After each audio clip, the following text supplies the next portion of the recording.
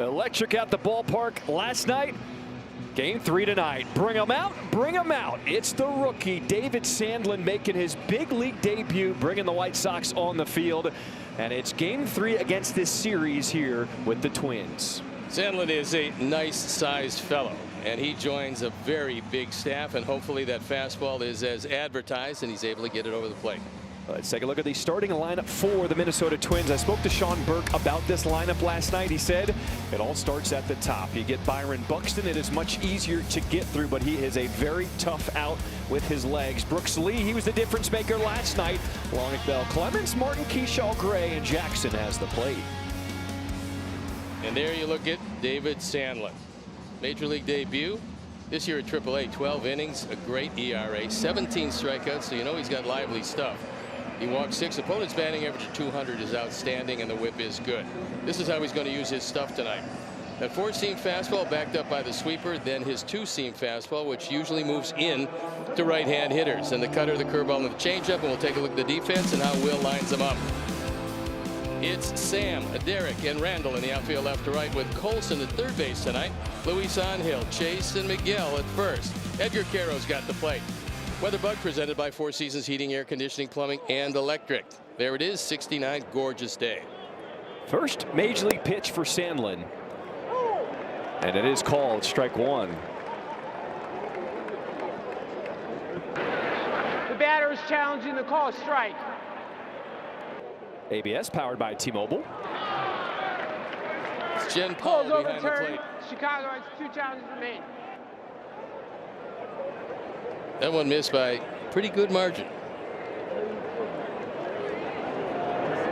Byron Buxton DHing leads things off here for the Twins. And sends this one deep in the air to left center field. It is Hill looking up. And it is gone. We said he's the key to the lineup. A solo home run to start this game, his 17th of the year. And it's the Twins on top early. If you're going to go with the fastball to Buxton, you have to keep that fastball up. He really likes low fastballs, as you see here. He just reaches down and takes it out of the park. He's now driven in 27. That's our Lexus home run replay. Second pitch.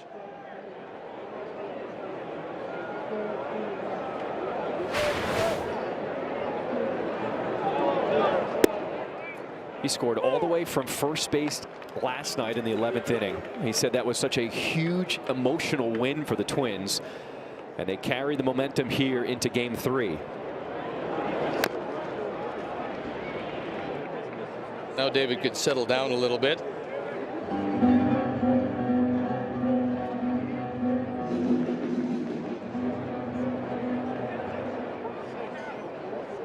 Sandlin comes right back here to Brooks Lee. He was the guy stepped up, bases loaded in the 11th, and cleared them with a double. Swing and a miss. First big league strikeout for David Sandlin. He got ahead and wiped him out with that one. Nice stop by Edgar.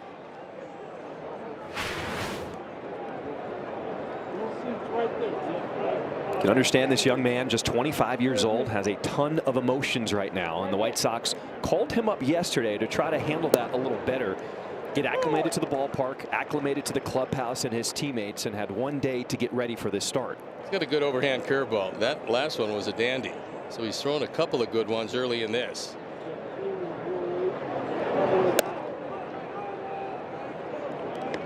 Sometimes you're starting pitcher, you get called up the day of, and here you go, kid. Here's the ball. I think it's a big advantage. He got to see Sean Burke, who's another right-hander, and how he dealt with this lineup last night.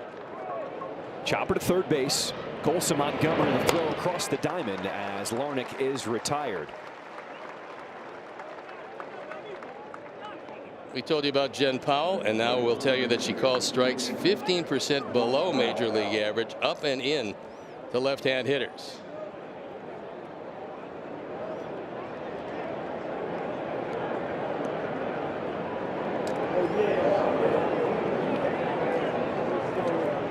Josh Bell getting the start at first base here tonight as he grounds that first one foul. What a lot of teams have been doing with Bell when he plays first base is try to take a running lead, and if the pitcher throws behind you, you keep on going because Bell just can't throw very well at all. Last outing in AAA for Sandlin, he went 71 pitches. What's the expectation, or let's say the hope, for him tonight? Well, the hope is if he settles down, and I anticipate he will, the stuff looks pretty good. 85 pitches tops, but it depends how he gets there. If it's a coasting 85, no problem. If he's in a couple of jams, he won't make 85. Appeal is to third. Adam Beck on the call said he did not go around. From what we see in the early going, Sandlin throws a lot of pitches that move a great deal, which is to his advantage.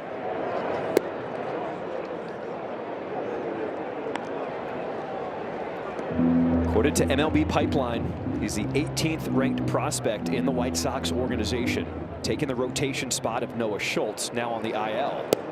Swing and a miss. Couple of strikeouts, also a home run.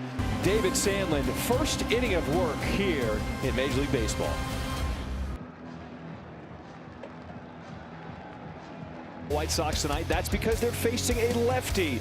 Let's take a look at the OPS here in the lineup with Chase Majdrov leading it off. Murakami looking for 3 straight games with a home run tonight. Vargas, Grichuk, Montgomery, Edgar Cara behind the plate. Hill, Antonacci, and Acuna is at short. We'll take a look at the man they're facing. It's Connor Prelip. On for his 7th start, ERA a tick over 4.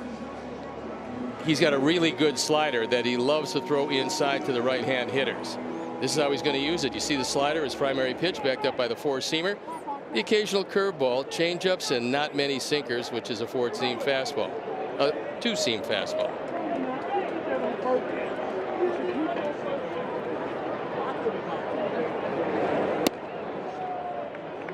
What Prelip likes to do is if he gets you down in the count, he throws a lot of his sweeper sliders on the outside corner to right-hand hitters. So they're going to have to be looking away. Chase Majdrov this season versus lefties is hitting .360.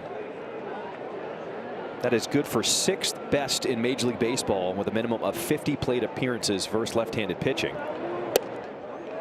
So Clemens in center field doesn't play center field very much. This is one of the few times this year he's been out there, and right now he's staring right into the sunshine. Not the most comfortable of places to be.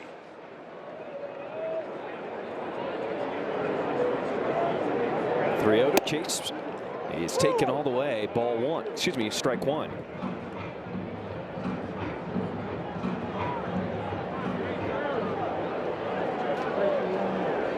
Seventh start of the career for Connor Prelip on the mound.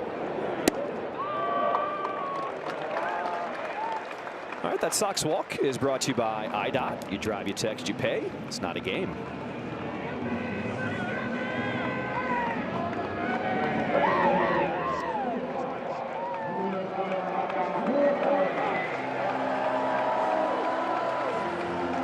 Big bat in the lineup. Munetaka Murakami, the DH here tonight.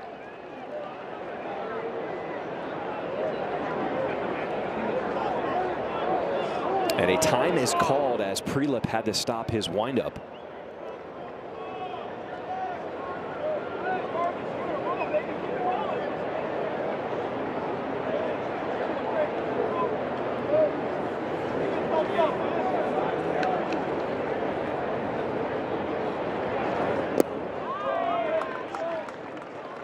Check out the lines to watch presented by Circus Sports. Who will hit a home run tonight? Steve, who do you like? I'm going to go with Vargas because I think he's going to get one of those sliders inside and ride it out of the park to left or left center, even though the wind is blowing against him.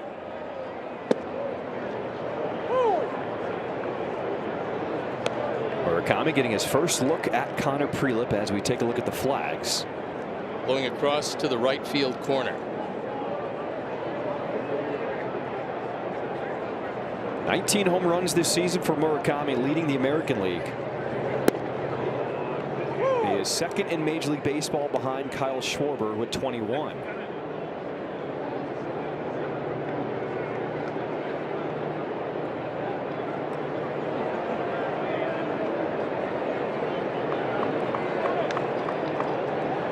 ball, 2 strikes. And he goes down swinging.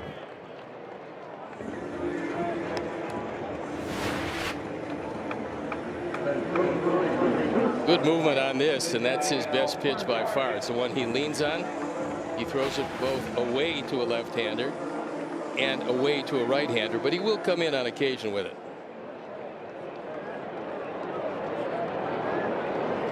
Miguel Vargas at the plate with 1 out. I was reading scouting reports on Connor Prelip, and one scout graded his slider at a 70 and said it's virtually unhittable. Well, he's got good rotation on it. Velocity is good also.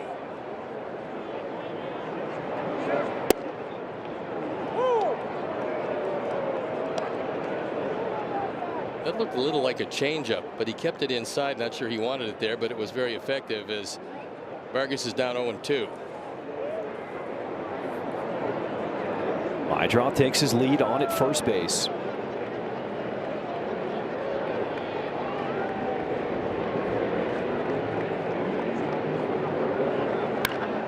This one is crushed down the line, but pulled foul.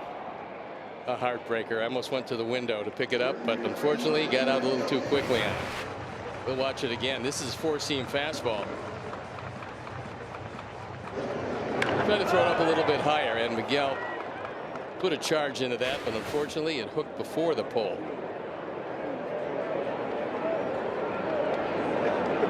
Oh, 2. And that was that backdoor breaking ball that we talked about. So after coming inside with a fastball, he goes away with the backdoor breaking ball.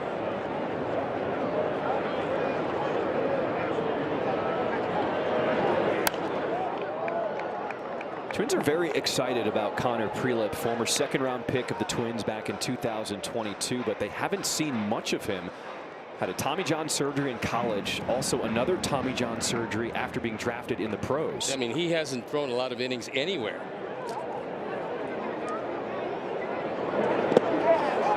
But the stuff is there as Vargas goes around.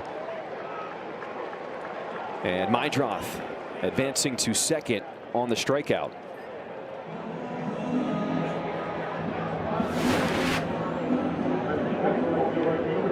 That one had a little more tilt to it. And Miguel out in front couldn't stop the swing.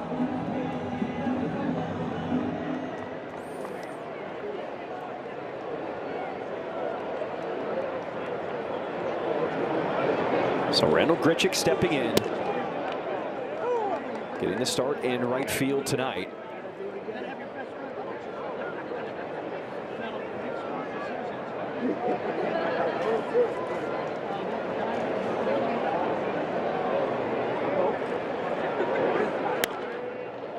Sox already caught a break that they couldn't have expected. Taj Bradley is moved back from the start tomorrow to the start Friday. Bradley off to a great start. They got him from Tampa Bay. He's 5-1 with a 2.77 ERA and a lot of strikeouts, 59 in 52 innings. We don't need to see him. We'll see him later in the year.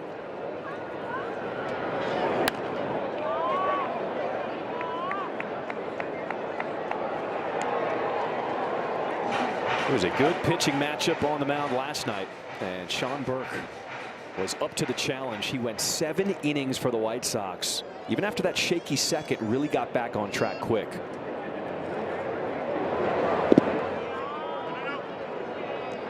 That's what we're seeing from a lot of the young pitchers on the staff. Even when things go off in one inning, they understand what the fix is, and they're making in-game adjustments. Well, it really helped that throw to the plate to get him out of that second inning, and after that he was pretty much unhittable. 20th pitch coming up here for Prelip. And that did stick in the glove of Jackson for the strikeout.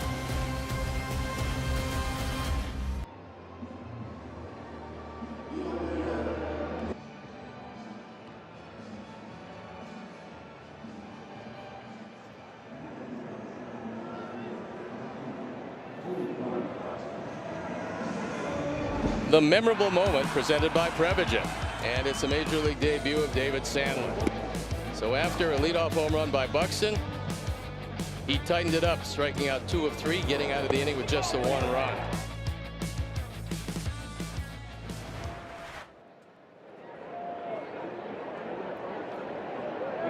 Top of the second we go. Twins a 1-0 lead off the solo home run from Byron Buxton to start this game. As 5, 6, 7 in the order coming to the plate, starting here with Cody Clemens. Hit a big triple last night, drove in a run in the 4th inning.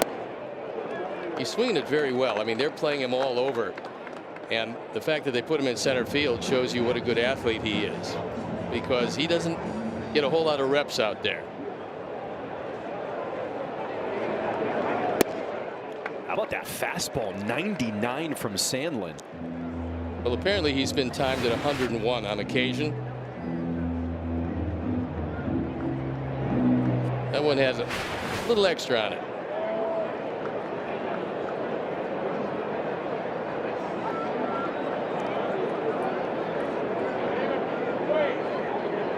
One-two pitch on the ground and foul. This is our first live look at Sandlin, because this spring we did not get a chance to see him. He was dealing with back and elbow issues, so he did not pitch in spring training. And that's why he's on a not a low pitch limit here today, but a pitch limit nonetheless. Made his 2026 debut in High A Winston-Salem, working his way up to Triple-A and getting the call up yesterday here to the White Sox. 2-2. Into center field.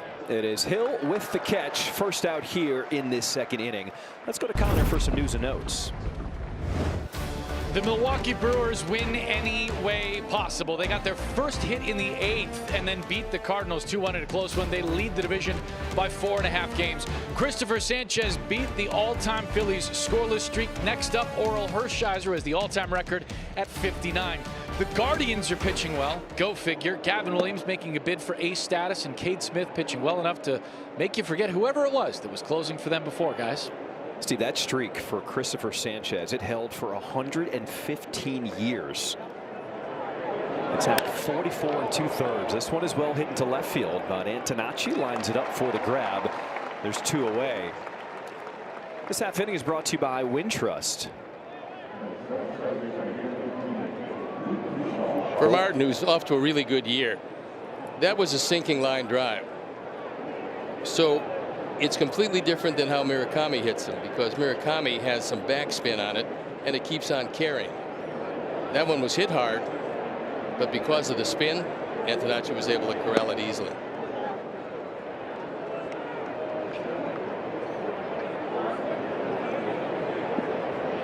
Luke Keyshaw, second baseman.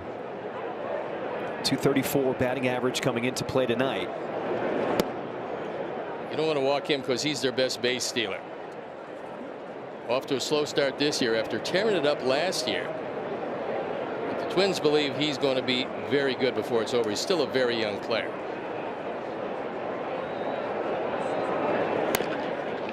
Ground ball left side. And it's Colson Montgomery sets the feet, throws a strike to first. A 1-2-3 second inning for David Sandlin.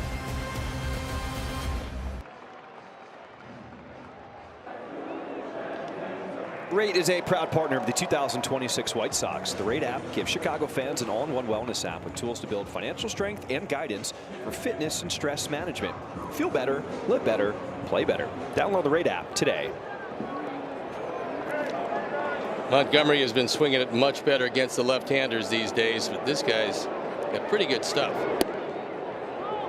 Does go around there to start this home half of the second inning. Longest stretch of the season that Colson Montgomery has gone through without a home run. Now 9 games in a row.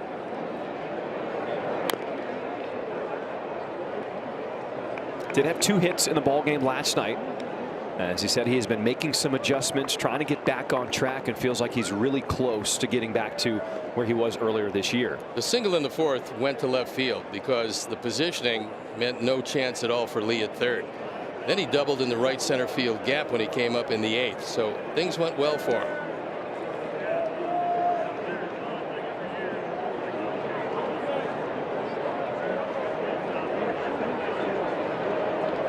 0-2.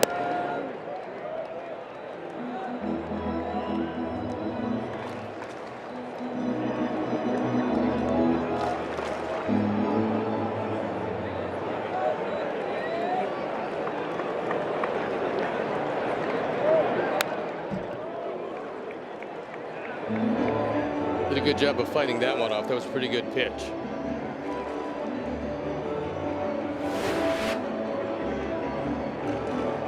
There's his slider. It's right on the outside corner. Barely got a piece of it, but kept the at bat alive. This one is smoked into center field. A single for Colson Montgomery. First hit of the game for the Sox. We told you things have improved drastically from the early days with Colson against left-handers. And the key for any left-hander when he's facing a left-hander is that front shoulder. If it flies open, you get no coverage middle away. If you stay closed, you're going to be able to do just what Colson did there. That was 110 miles an hour off the bat. Big exit speed. Edgar Quero has the plate tonight against the lefty. As that one lands, strike one. In his career against Minnesota, 9 games, a .452 batting average. It's pretty stout, and he's hitting from his strong side, which is the right side. Slashes this one down the line in right field, and it's going to drop in fair territory. Montgomery stops at second. Back-to-back singles here for the Sox. Edgar's starting to heat it up a bit. Takes this one right down the line. It's an inside-out swing, and it's fair by a good foot. So 2 on, nobody out. And as dominant as Prelip was in the first inning, back-to-back base hits for Hill. Question is, are they going to ask him to bunt early in this one, put the pressure on Lee to try to execute at third? Bell is creeping in at first base. And there is the bunt, put down to the left side. It's fielded by Lee. It is thrown to first in time. A sacrifice bunt is successful as both runners advance to second and third.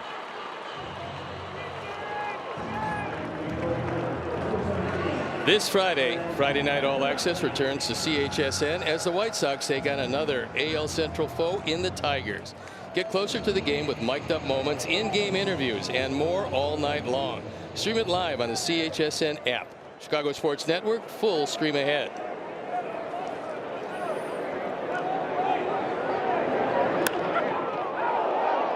Just foul as Antonacci was trying to sneak that under the glove of Lee at third. That was some pretty good defensive alignment because Lee was right on the bag. It'd have been really difficult to get it between him and the bag, and Antonacci just misses. Infield in for the Twins with 1 out in the second inning. White Sox with runners in scoring position last night. 2 for 13. That's a .153 average, leaving 8 runners on base. They were facing a guy in Joe Ryan that was as good as anybody they've seen this year.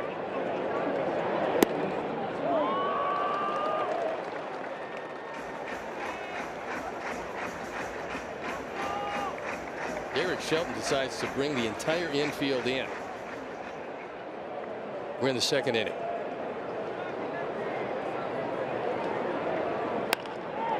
Off the glove of Prelip and into center field. Montgomery scores. Quero, he'll be waved in. He touches the plate. White Sox take a 2-1 lead. Antonacci driving him in here in the second. That's 12 driven in for Sam. We'll watch it again. He takes it right back up the middle. Prelip can't handle it, and then with the drawn in infield, nobody handles it. Just like that, Sox have the early lead.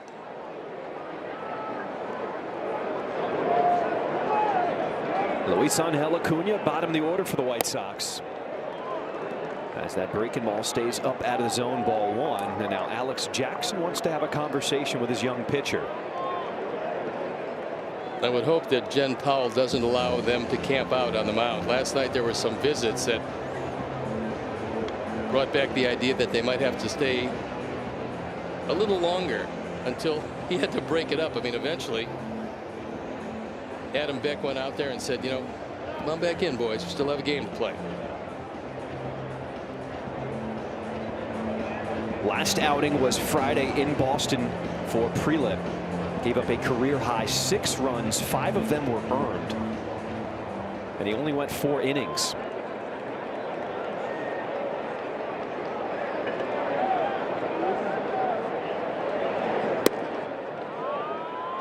Missing there. 2-0 the count to start to Acuna. I don't think he's going to go very deep in this one. One of the things is he hasn't pitched a whole lot and having some early difficulties. Leadoff man aboard in both the first and the second inning. Tapper back to Prelip. He's going to look to second for one as Keyshaw could not get it out of his glove on the transfer. They only get 1 out.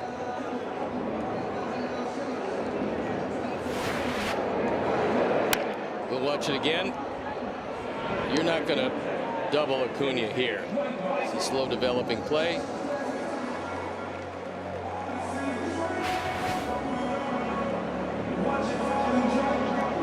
Hard slide by Antonacci.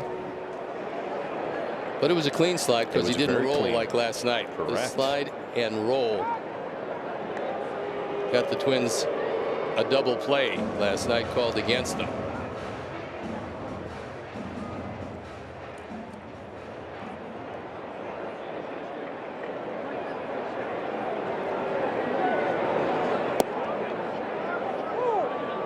So 2 outs now. Top of the order is Chase Mydroth, who walked his first time up.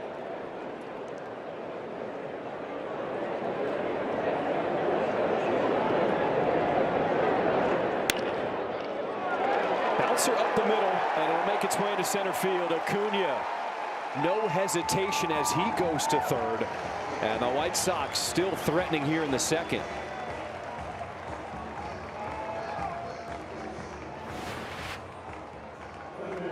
We'll watch it again as Chase takes it right back up the middle. It looked like it might have been a changeup away. No chance at all for Gray at shortstop. And with runners at the corners, bear in mind, Prelip throws a lot of those sliders in the dirt. A lot of pressure on Jackson behind the plate.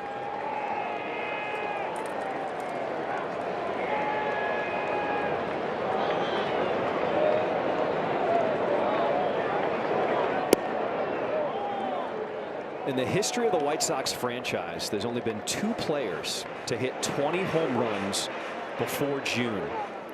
Frank Thomas did in 1994. Jim Tomei did in 2006. Murakami could be the 3rd here. Interestingly enough, both of those players went to the Hall of Fame. Not putting any pressure on this young man, but an incredible start to his career. Well, he is 1 away.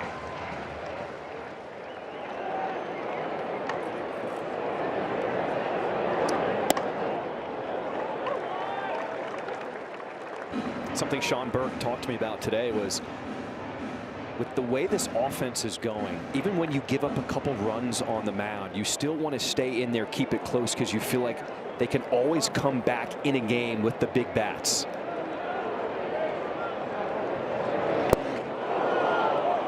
In the dirt, and Mydroth, he will take second.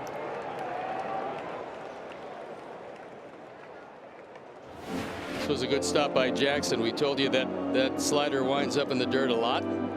He's able to shift, but Mydroth off to the races. 2 balls, 2 strikes. This one is popped up into shallow center field, as Gray will make the catch to end this threat. But the White Sox get 2 and lead it.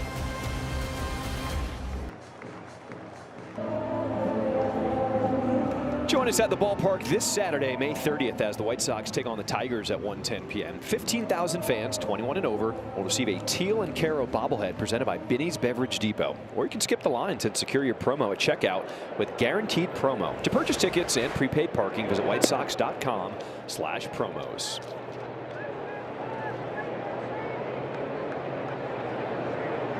Inning number 3 here for David Sandlin, making his big league debut. Lifted in the air to right field. Grichuk out the warning track and makes the catch in front of the wall. A long out to start this 3rd inning. We told you the wind, which is picked up, by the way, is blowing toward the right field corner, and that one almost left the yard. Gray has 3 home runs going into this swing, and that didn't stay in by much. Nice play by Randall. He knows exactly where he is and makes the play. That had a good chance of going out of the park, you would expect, and a sigh of relief from Mr. Sandlin.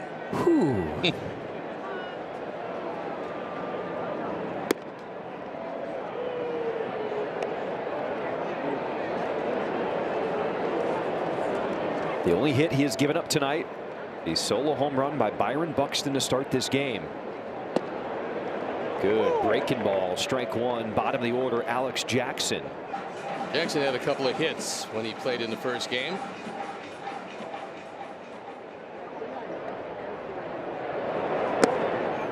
We told you one of the big losses is Ryan Jeffers, who had an operation on the hamate bone. And although they say 6 to 8 weeks, he says it's going to be a lot sooner, and they want him back because he's got some big power, drives in runs, and is an excellent catcher. So in this, his free agent year, he's going to be pushing to get back as quickly as possible. And he was off to just a great start.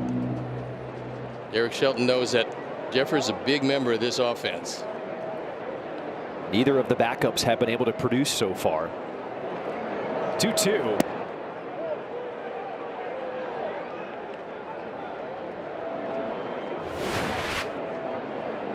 Four-seamer just off the corner.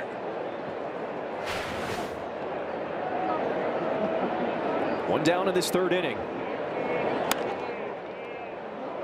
Popped up in foul territory, and is Vargas chasing, but hits the net out of play. Hard to believe, looking at David Sandlin, he didn't even make his varsity squad in high school until his senior year. It shows there is hope. You stick with it. There's no one way to get to the big leagues. We played a little football when he was in college, and then decided, you know, I like standing on the mound and throwing the baseball. Breaking ball is hit in the air to left center field. As Hill makes the catch, 2 down in this 3rd inning. Let's go to Brooke. Well, John, as you mentioned, as far as workload for David Sandlin tonight, Will Venable thought 5 innings, 85 pitches is pretty reasonable, but they're going to be mindful with where he's at. But listen, given this tough stretch of consecutive games here, they could really use those 5 innings from him. Take a look at the bullpen and its usage. You look at Newcomb, Hudson, and Davis, and Taylor, where those guys are at. They've been pretty spent at the games as of late. And something else to keep in mind, guys, Austin Hayes, he was scheduled to play last night, but he didn't. He had a little setback in his rehab assignment. Will said he's dealing with some lower body soreness, so they're giving him a day's rest, and then they're going to reevaluate him. So, you know, they just want to make sure he's in a really good spot before he returns with this group. All right, Brooke, thank you for that update. Maybe that means Riku Nishida sticks around a little longer in right field for the White Sox. But we'll see what Pereira does and how quickly he comes back. But so far, Nishida has shown he's got some skills.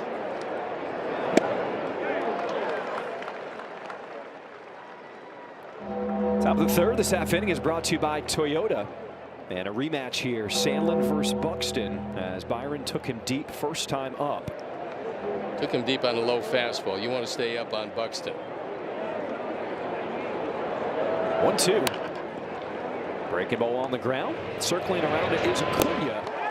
And he makes the play. Another 1-2-3 inning for David Sandlin.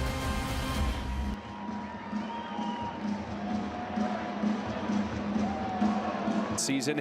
That's because you are 10th player to make his debut this season for the White Sox. That leads Major League Baseball. What do you think so far, Mr. Sandlin? I love his stuff. The overhand hook is terrific. He's got a big fastball. It's been 99 miles an hour today. This is his first Major League start. Had a few butterflies, but when Buxton hit the ball out of the ballpark, the butterflies have gone away, and Sandlin has been unhittable since that second pitch of the ball game. The youth movement is certainly here, as the White Sox are bringing up a lot of the top prospects to get a taste of big league action this season. There was a long time when this organization had a hard time developing players. Those days are gone. There's some talent in the minor leagues, and there's a few more coming after Sandlin. And he's been pretty impressive in the early going tonight.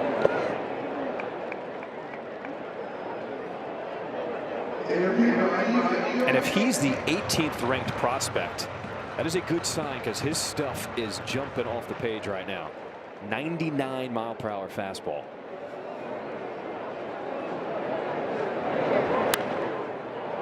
Safety hack by Vargas, stays alive.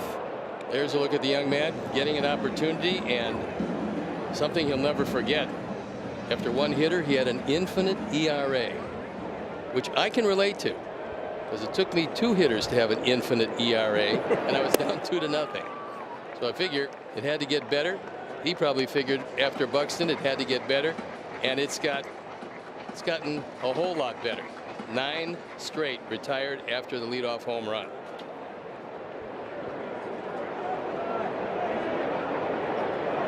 Two to Vargas, and another one sent into the seats.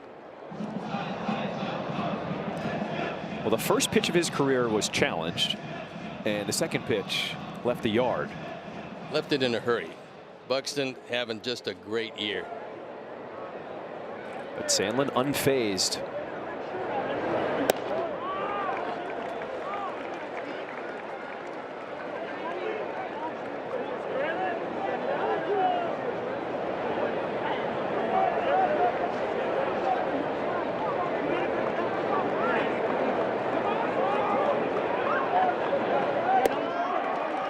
Vargas will draw a walk to start this bottom of the 3rd inning. Leadoff hitter in every inning has gotten on. Take advantage of savings all summer long with our summer savings section. You can score select lower level tickets starting at just $20 on weekdays and $25 on weekends. To purchase tickets, visit whitesox.com/section. Randall Grichuk had that great catch against the wall. Been a big pickup for the White Sox. They weren't sure what they were going to get out of him. They knew he was a veteran, a lot of experience. He hits lefties well, but he has certainly produced since the Yankees DFA'd him. Well, he's always hit the ball out of the park. He's got over 200 lifetime home runs, and so you always take a chance on a veteran when you need to round out your bench, because the stars are easy to identify. It's that bench and the assembly of that bench that makes for a very good team. White Sox general manager Chris Getz deserves a lot of credit for this team that he has assembled, because it's not just the young talent that he's bringing up. It's the veterans he's placing around them that have really fit in seamlessly into the clubhouse. Broken bat, and it still makes its way into center field. Vargas hustling, throw to third is cut off. Grichuk, he is now caught up in a rundown as Vargas notices but still stays at third. Grichuk tagged out in this 3rd inning.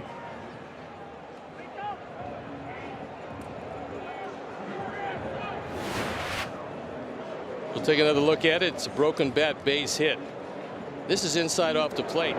Randall muscles it into center field. They're not going to have much of a shot at Vargas. And now the infield forced to come in at all 4 positions.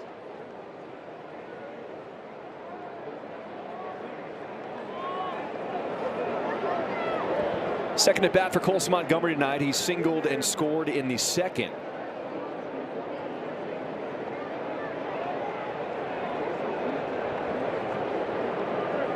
These are the situations the White Sox have been looking to take advantage of. Runner at third with just 1 out. How do you drive that run in? Well, you do exactly what you did last inning. That was a base hit to center field, the first hit of the game off the bat of Montgomery. This is a deep one, set into left center field. It's going to go off the wall. Vargas, he will score easily as Montgomery slides into second. An RBI double makes it 3-1 Sox on top. Only the wind kept that in the ballpark, because Colson hit it hard enough on a normal night to take it out. Both Clemens and Larnach knew that they had no chance to get this, and this double is brought to you by Elgin Hyundai, home of the 20-year, 200,000-mile double warranty. And that's a bomb the opposite way. I think Colson thought he might have had a shot at hitting the ball out of the park. The wind kept it in, but another run on the board. Edgar Carroll to the right side. It is bobbled, but Keyshaw makes the play as Montgomery gets to third. And what'd you say about Colson earlier? 2 hits last night, 2 more here tonight. Starting to heat up a little bit, right? He's starting to heat up, and he also is really starting to dominate some pretty decent left-handers. There's a lot of guys who come up, left-hand hitters especially, where they say, okay, we're going to platoon him to start. They never give him a chance against the lefties. That hasn't been the case with Colson, and he's made the most of it.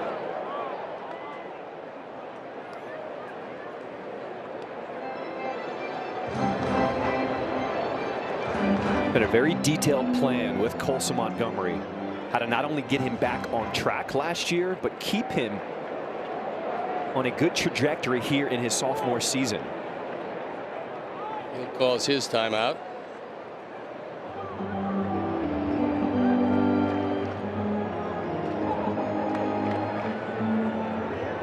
White Sox scoring 2 in the second, 1 more here in this third inning.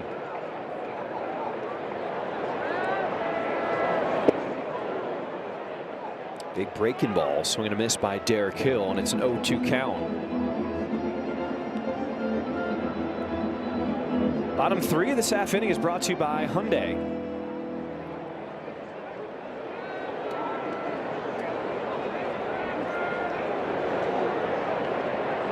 Oh, 2 to Hill. Swing and a miss, strike 3.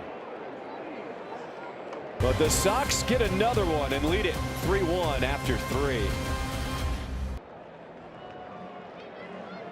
Welcome back. It's the top of the 4. David Sandlin back on the mound, and he told me he leaned on some of the veteran pitchers for advice before tonight's debut. Zach Bove actually had the veterans go around during their meeting today to say who helped them before their first big league start. For Eric Fetty, it was Steven Strasburg who told him at some point during the game to step off the mound and really take it all in. And for Davis Martin, it was Lance Lynn who kept it simple, no pressure, just go out there and enjoy it. So those are some of the same messages they try to pass along to David before he took the mound here tonight, guys.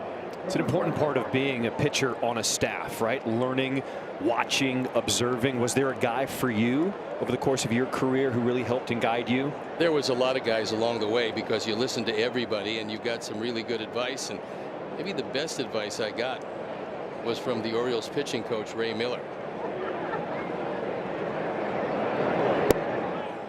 He came running out to the mound. There was 2 outs, nobody on in Baltimore. He came running out to the mound, and I looked at him like, what are you doing out here? He said, I got a message for you. I said, from who? He says, you're infield. I said, what do they want? They want you to throw the ball. I was working very slowly, and it's hot and humid in Baltimore, and he was conveying that message. And that was really important because then my rhythm came. You get the rhythm, you keep it by working quickly, and now with the pitch clock, you're almost forced to work more quickly than guys used to work. There were guys they called the human rain delay where they just never threw the ball. It's also easy to understand when you're a young pitcher. So many things are going through your head on that mound. And a challenge from Carroll as that was called a ball. The catcher is challenging the call ball. He got it. Nice job, Ball's Edgar. overturned. Chicago has 2 challenges remaining. We'll take a look at that hook once again, and it's been a good one. Edgar knew that even though he caught it off the plate, that it had to catch a corner, and that's exactly what happened.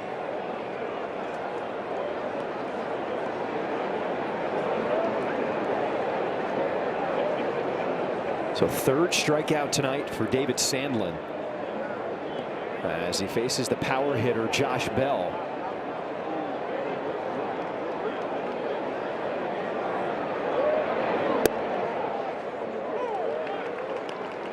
.98 with life.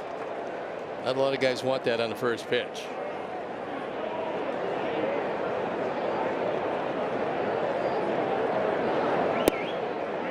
really enjoying watching the motion of Sandlin. Takes that big rocker step, gets a lot of momentum, and everything's coming straight towards the plate. Right now, the rhythm is just outstanding.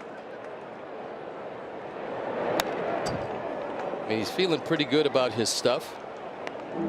Edgar is working him very nicely, mixing in that overhand curveball on occasion. You know, you get ahead at 98 with a fastball, the world opens up to you. You can use all of your stuff. If you fall behind, it's a different ball game. Bell sends this one in the air to right field as Grichuk waiting on it. That'll do it for this top of the fourth. 9-pitch inning for David Sandlin. Welcome back. Bottom of the fourth we go. White Sox with a 3-1 lead over the Twins. This half inning is brought to you by Davis Law. 8-9-1 in the order with Sam Antonacci leading things off. Drove in 2 runs his first time up, and he has shown that he can produce wherever you put him in the order. Like most young guys, doesn't care where he hits, just make sure he's in the lineup. And you can't throw him too many inside fastballs because he's going to very gracefully get hit by it. He's probably going to be hit probably in excess of 30 times this year.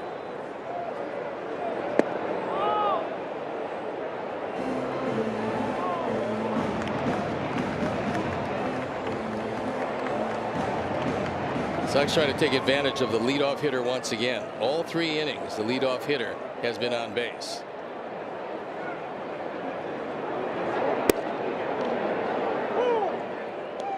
The other interesting thing, all 3 runs have been driven in by left-handed hitters by the White Sox today. Colson Montgomery, Sam Antonacci.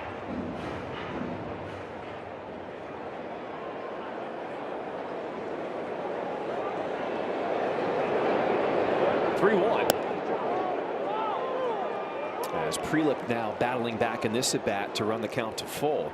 It looked like a high change that he got away with. It was a high change.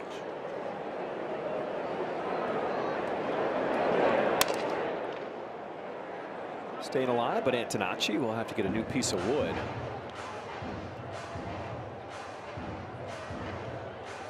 Prelip 66 pitches already. We've got nobody out in the 4th inning, so Derek Shelton's going to have to go to that bullpen probably a little earlier than he would have wanted.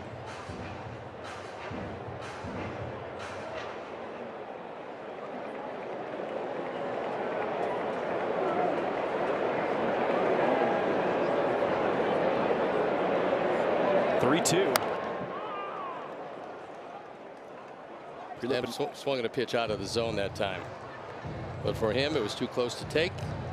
Fortunately, fouled it off. 6 hits by the White Sox tonight. And that one sticks in the glove for strike 3. Sox fans, join us at the ballpark for Pride at the Park. It'll be June 10th at 6:40 p.m. Fans receive a White Sox Pride hat designed by T. Sanders, comedian and NAACP's outstanding digital content creator, when you purchase a specially priced ticket. Now, there is limited availability. To purchase tickets and prepaid parking, visit whitesox.com/promos. Popped up off the bat of Acuna near the Twins dugout. What a catch by Bell, reaching over the railing for out number 2.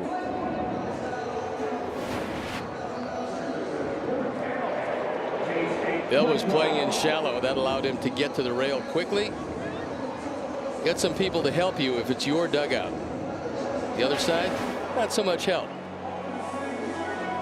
The other side. Oh, you fell? Oh. Let me pick you up.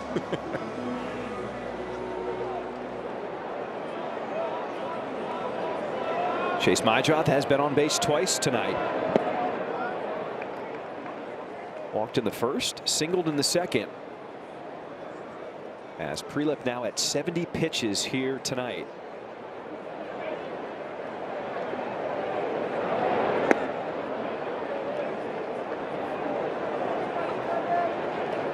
Prelip was the former Gatorade Player of the Year in high school in Wisconsin in 2019. Went on to be the ace of the staff at Alabama in college his freshman year. That season was cut short due to COVID. Then his sophomore year, just 3 starts into it, went down with an injury, eventually having Tommy John. That's been really the story of his career to this point. He hasn't been healthy enough to take the ball all the time, but the stuff is good. Jackson wants to see this one again. Catcher is challenging the call ball. ABS powered by T-Mobile. The call is confirmed. Minnesota has 1 challenge remaining. 2.6 inches. Not a great challenge.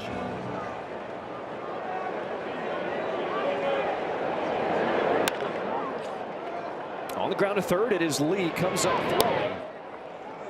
And the Sox go down in order to end this 4th inning. A 3-1 ball game. David Sandlin just a bit better in this edition of Know Your Sox. His go-to fast food order is from Qdoba. He's a staunch supporter due to what he says is a vastly superior queso. He goes double rice, double chicken, tortilla strips into the bowl. Secret skill, movie quotes. He's got a vast repertoire, but watched Borat recently. He's quoted it so often that his wife is quoting the movie back to him on the phone the other day. And the guy he trusts to get him to the park, well, it's the guy who got him to the park yesterday, fellas. We start this 5th inning, a deep fly ball into right field as Grichuk makes the catch. What a run it has been for David Sandlin after giving up a leadoff home run. It's been lights out. Retired 13 straight.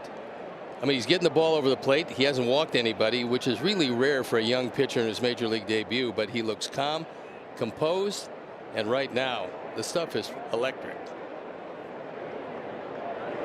It was really cool that he shared his journey with us yesterday when he got to the ballpark. He said it wasn't easy for him in high school. He was just 5'8", his first 3 years on the JV squad, hoping to make varsity, but then had a growth spurt heading into his senior year up to 6'1". Wait a second, don't malign 5'8". I mean, there's some good guys around at 5'8". I wasn't looking at you. Actually, I did have a growth spurt. I spurted from 5'8" to 5'9". It took me 5 years to do it.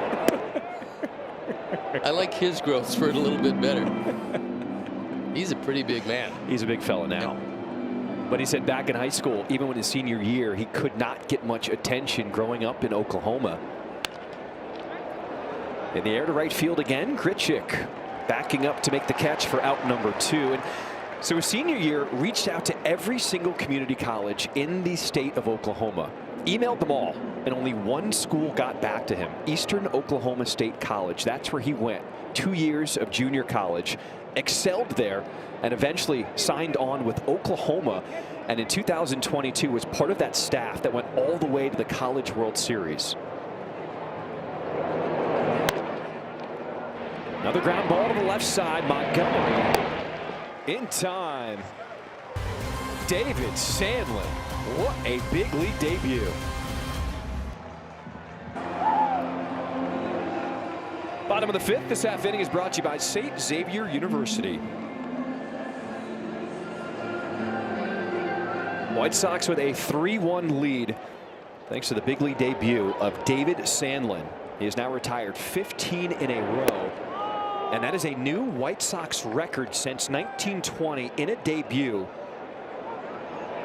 What a performance he has had tonight. It's pretty amazing. His composure has been miraculous on the hill. He didn't get shaken up at all when the second pitch of the ball game went out of the ballpark off Buxton's bat.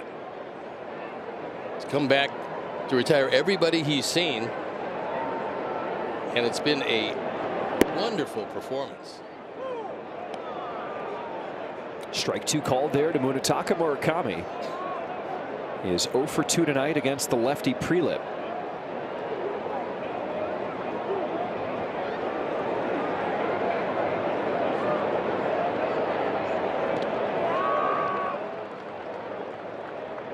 It's amazing to think he has a chance for 20 home runs before the month of June for a guy that many teams passed on, weren't sure that he could even hit major league pitching. He's shown he can do a whole lot of that. What I do like also is that he keeps on a daily basis working as hard as he can to shore up the one part of his game that wasn't to his standards, and that's defense at first base. With every passing game, the footwork has gotten better, the defense has gotten better, and it's been because of some big effort working at it daily. Lays off the breaking ball there. The count is now full.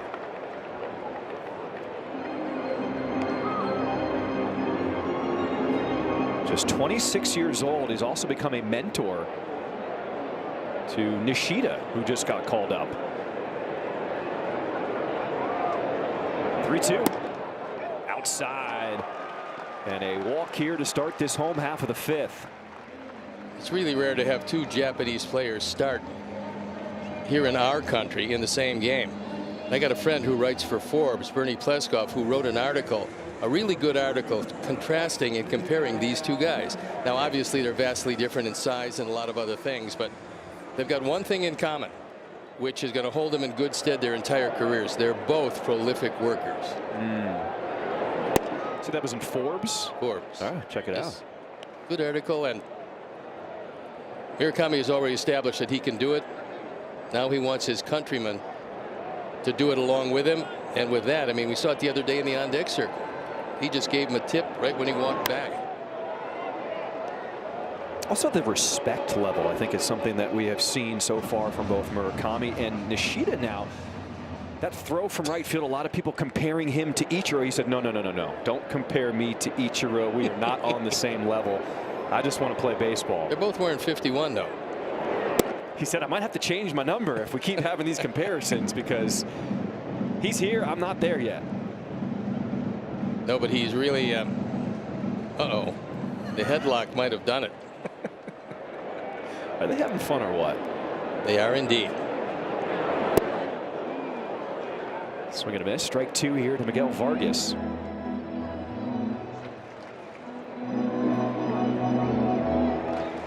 Twin bullpen starting to get active. 85 pitches already for prelim.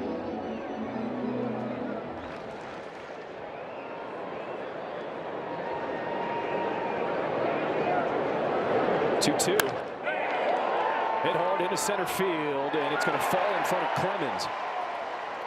Murakami had to hold, so he stops at second. Couple on with nobody out to start the frame. When you're in the outfield specifically, when you realize you're not going to catch it, you've got to get your body in front of it. This one gets by, and you got two guys off to the races. Clemens does a nice job of blocking this ball and keeping it in front of him.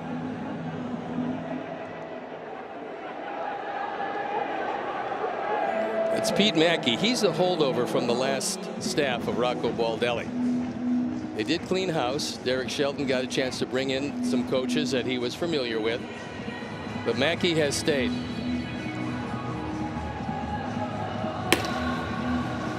Eric Orrs in the bullpen. It was a wild trade deadline. I remember watching last year over a couple days. The Twins just they were just sellers. Anybody of any value in the bullpen, they were gone. That was interesting because they did pretty much empty out the pen and have to reassemble it this spring. Randall Grichuk. First pitch called strike. He is 1 for 2 today.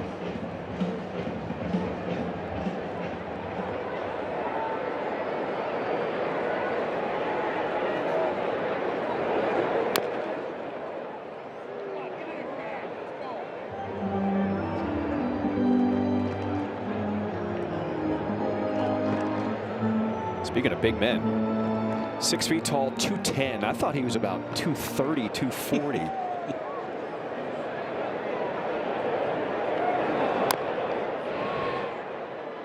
We both stood next to him. Looked like he had just left the weight room. He's a strong man. Yeah. One of the reasons why he's hit over 200 home runs, and he's had a nice career.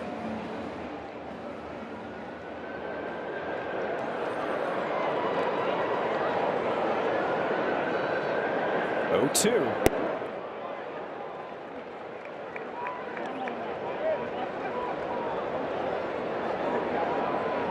This is most likely going to be Prelip's last inning Whether he completes it or not, to be decided.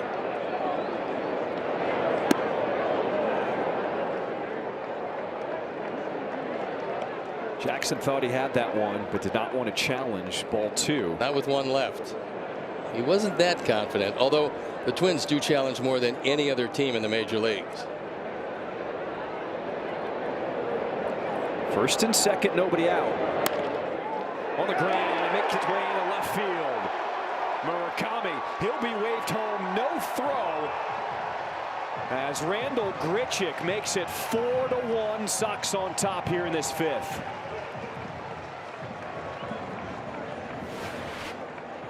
11th driven in by Grichuk. It's a changeup, and he got too much of the plate with it. Drives it through the left side.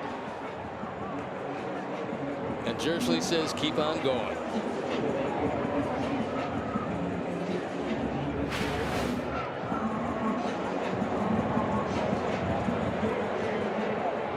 They're going to leave Prelip in to pitch to the lefty Colson Montgomery.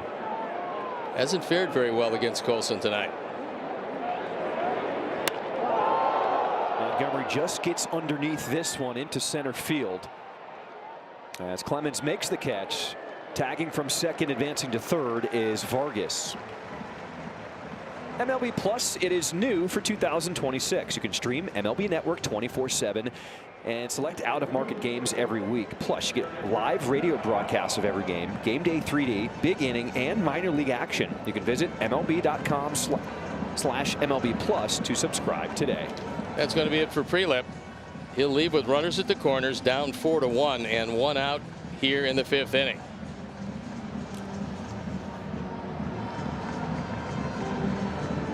And as he walks out, we'll step out, and we'll be back. Chicago White Sox and GovX are proud to honor our hero of the game. Tonight we pay tribute to Marine Science Technician Cameron Hunter of the United States Coast Guard.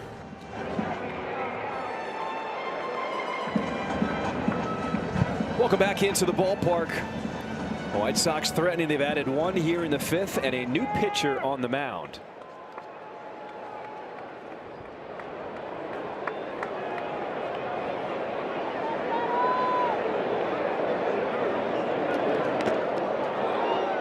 Carroll fouls off that bunt attempt. Safety squeeze. Vargas was not running. He waits to see if it's a good bunt. Orsi made a pretty good pitch. It wasn't in the strike zone. Did take the mask off Jackson, however.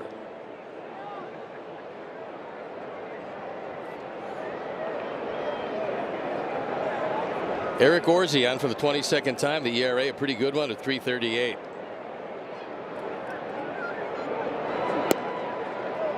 Edgar Caro is 1 for 2 tonight, but both of those plate appearances came from the right side. As he switches over to the left side to hit against the righty Orsi.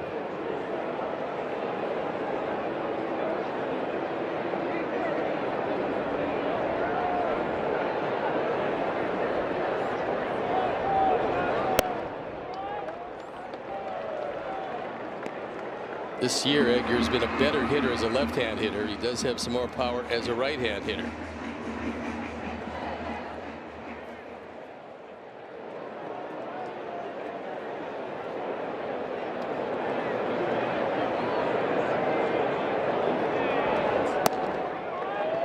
He's looking for something to hit in the air. The last thing you need is a ground ball into 2. Add-on runs, very important when you have the early lead, and the Sox are looking to plate Vargas at the very least.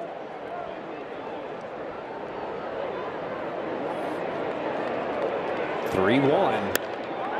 And he does get it in the air to center field. Clemens with the catch. Tagging from third is Vargas. He will score. A sac fly RBI for Edgar Caro. It makes it 5-1. Sox on top here in the 5th. Nice job of hitting that fly ball that he needed. He waited around for a pitch that he could handle. It's a splitter. And he just reaches down, hits it far enough.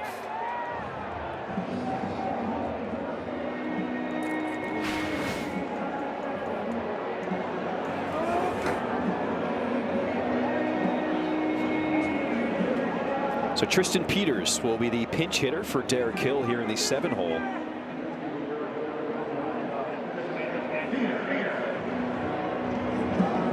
No home runs, nothing flashy by the White Sox tonight, but they are capitalizing with runners in scoring position.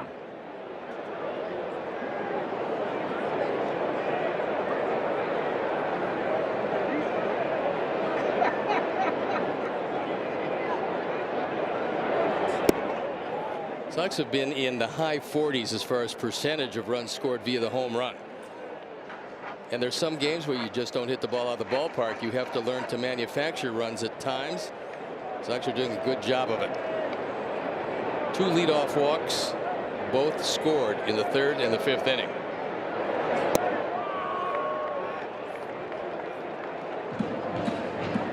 Well, you mentioned it, Steve. There it is. 49%. And that is the most in the major leagues.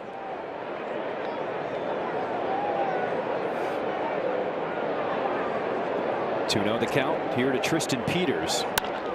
Hits it hard into right field. Grichuk had to wait to let it fly by. 1st and 2nd with 2 outs.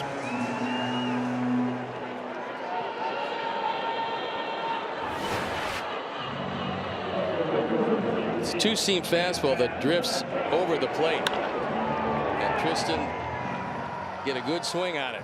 Keep the inning alive and a chance for Antonacci to do some damage.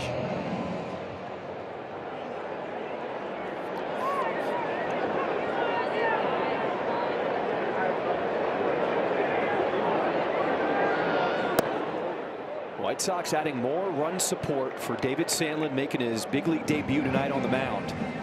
Now, because this is going to be a longer inning than David has been used to tonight, not a bad thing to ask Jen Powell behind the plate. She's the umpire, to give him a couple of extra pitches. He's at 52 pitches through 5 innings, and you talked about coming on that his max would be around 85. Before the game, if you told Will he's going to go into the 6th inning, I think he would have been deliriously happy. But this performance has been special.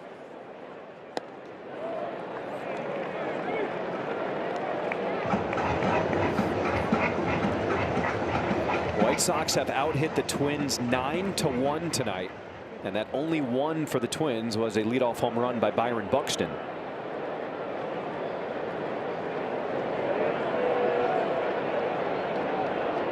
2 balls and a strike. Ripped into right field. They're going to wave in Grichuk. The throw comes to 3rd as he scores. Antonacci is hung up, but the throw hits him. That allows Peters to score. White Sox taking advantage here in this 5th inning. We told you if they get a chance to run on Bell at first base, they're going to run because he just can't throw. Antonacci with a big aggressive turn. This is a splitter again that stays up. These usually get hit awfully hard. And Sam has had a big night. He's now driven in 3. Right here he slips, but fortunately Bell is the guy that actually makes the catch, taking it away from Keyshaw, and then an errant throw to 2nd.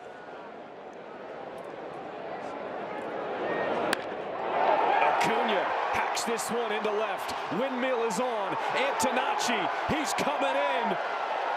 White Sox put up another run here in this 5th inning.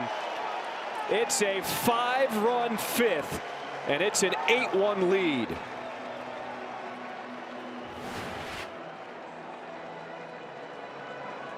There's a spinner right over the middle of the plate, and Acuna takes advantage. You see, the trend is that the Sox are going to run on the entire outfield of the Twins. They're going to need an ice pack for that right arm of Justin Jerschley at 3rd. He has been waving them in tonight, and we are loving it.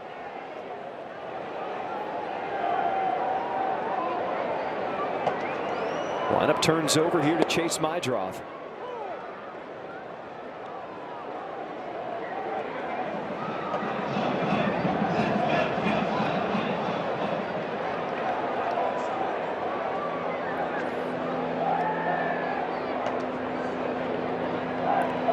Ninth White Sox batter to come to the plate here in this 5th inning. And Steve, this damage being done with 2 outs here. Done with 2 outs, and one of the real good parts of this is done without a home run tonight. So 8 up in 5 innings without the benefit of hitting the ball out of the ballpark.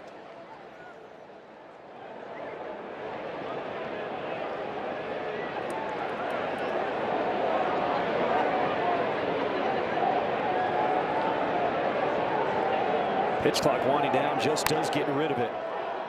Chopper over the middle. Keyshaw, a flip to first. That will do it. 9 White Sox come to the plate, putting up 5 runs to break this game open against the Twins.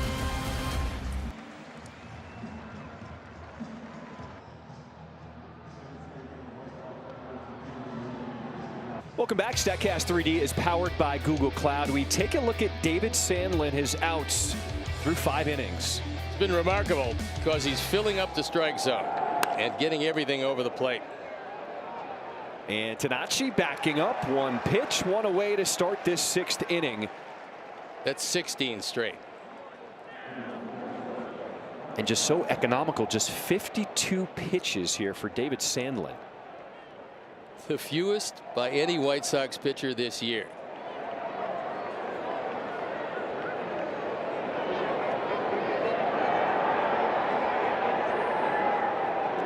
A lot of reasons to be excited about the future for the White Sox, and David Sandlin has now added his name into the mix. Well, look, we're not going to tell you that he's going to be a superstar or anything along the lines, but tonight he has been an extraordinary pitcher.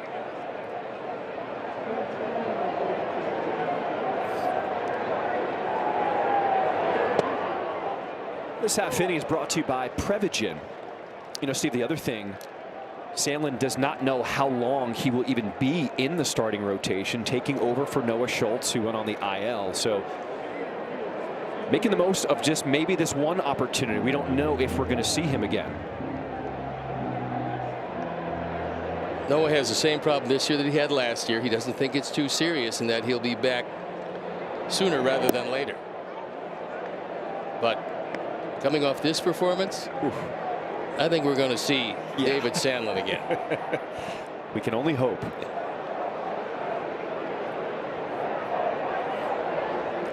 One ball, 2 strikes.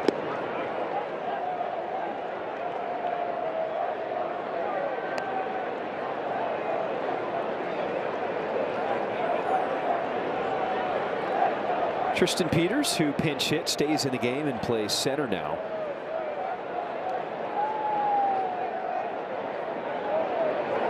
Two. Breaking ball. Take a seat. It's time now for a message from Ankin Law. Cool under pressure. Competitive, yet relaxed. High intensity, nice. Leader in the infield. Leader in the courtroom. Have you been injured? Call Howard. 312-6-million. Injury law made personal. That's Ankin Law.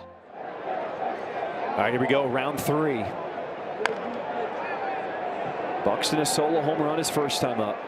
Sandlin got him to ground out to short the second time. And for the first time tonight, the pen is up and going. So I'm thinking if he can wrap this up, that's probably going to be it for David Sandlin. Hello. Just to let him know he's thinking about him.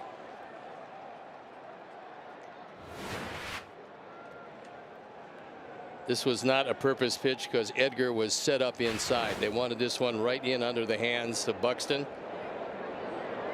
Just a little too high and in.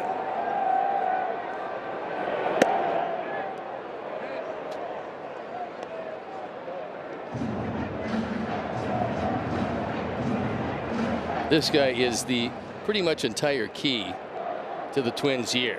If he's healthy, they're going to be a whole lot better. Lifts this one high in the air, left center. As Antonacci calling for, makes the catch. Look at the emotion from David Sandlin. Let it out. You showed your stuff in his big league debut.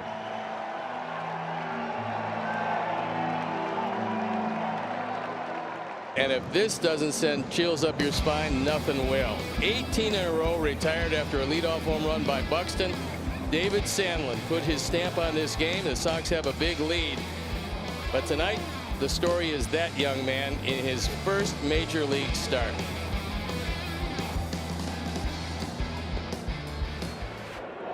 Well done, kid. Plus a standing O in your first start. That's pretty good. 18 straight retired. The most in the history of the franchise by a pitcher making his big league debut. Yeah, but only since 1920, so it's not that special. That's just an amazing performance. And to recover after your second pitch leaves the ballpark. Murakami sends this the other way into left field. A single to start this home half of the 6th inning.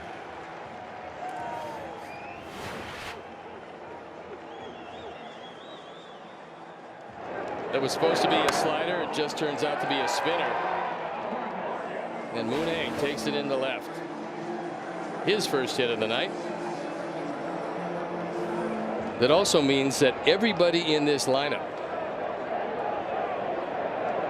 has had a base hit. Now the Peters base hit in the Hill spot means the 7th spot had a base hit.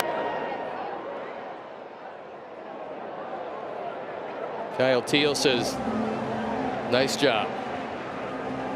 I'm sure they know one another very well from AAA.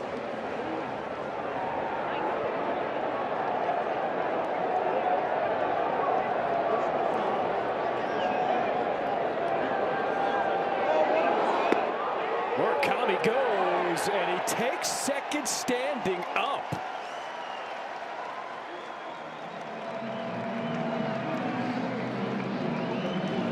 First stolen base for Murakami.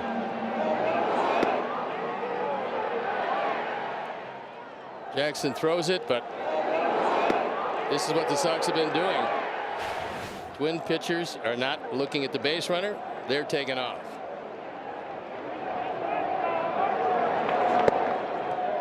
When you can take it standing up, that's when you know you've gotten a jump.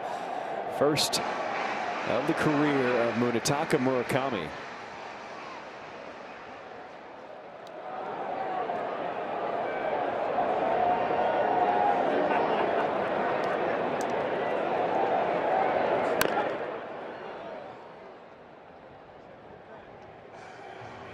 Home half of the 6th. This half inning is brought to you by Elgin Hyundai. An 8-1 lead by the White Sox, blowing this game open with a 5-run 5th inning.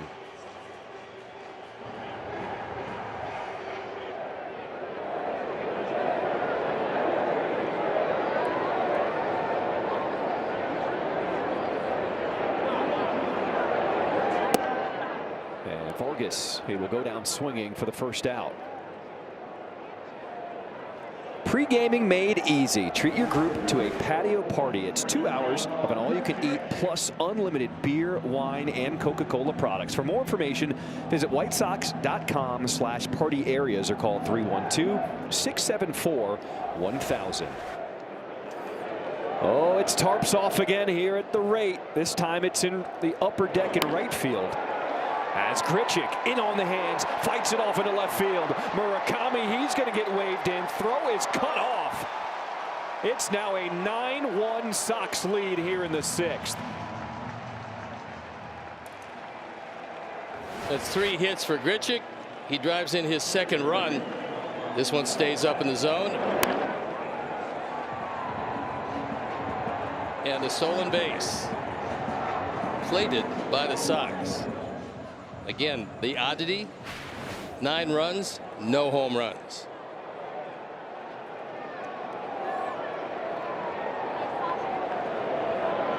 We've seen Murakami learn a changeup, and now he stole second base. Just adding some more depth in that bag of his. Well, he's got some surprising speed for a big man, and he is a big man. He's right around 6'2", maybe 215, 220. And can run okay. Not a burner, but much better than speed, much better than we thought when he came in.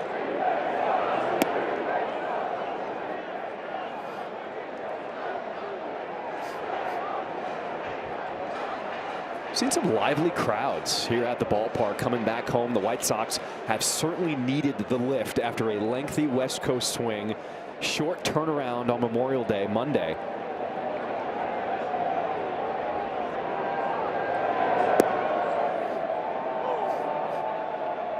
It's going to be a nice weekend. No rain expected. Tigers coming to town. And we should have some pretty good crowds for the weekend. And then we're going to see these Twins again.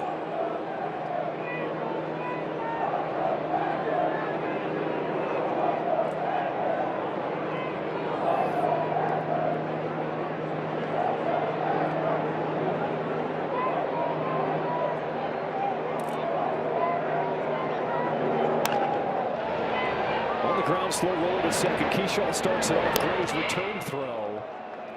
A 4-6-3 double play is turned, but the Sox add another and lead it 9-1 after 6. White Sox with a big lead on the Twins. Let's go down on the farm where Hagen Smith had a nice outing tonight for the Charlotte Knights. Worked around a homer in the first inning, a 1-2-3 inning after that. Had to work around an error. Good number of strikeouts, not too many walks. Game got delayed by rain, but Hagen with a good one. And we saw the fruits of the farm tonight here with David Sandlin pitching a great one in his MLB debut, guys. He was certainly special and now gives way to the bullpen. Isert comes on. This is his 8th game. The ERA a touch over 5.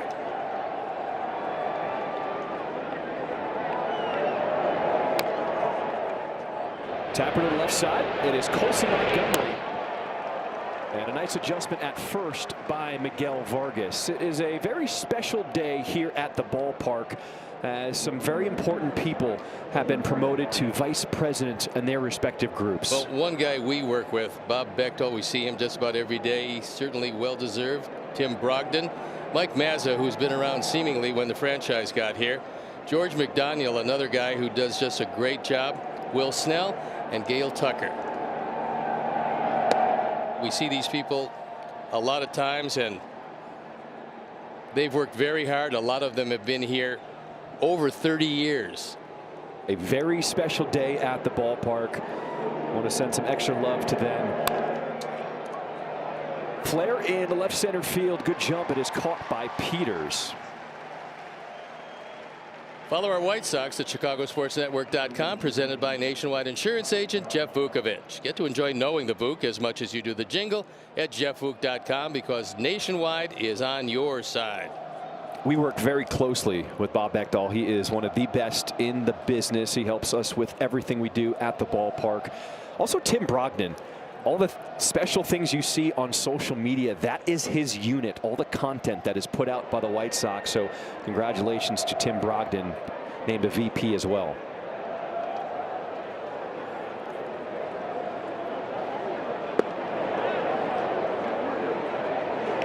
Two down here in this 7th. As Josh Bell steps in 0 for 2 tonight.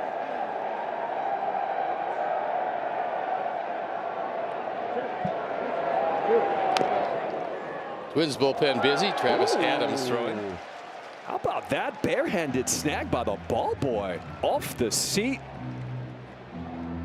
Okay, we see you. If you're going to sit that close, you better have good hands.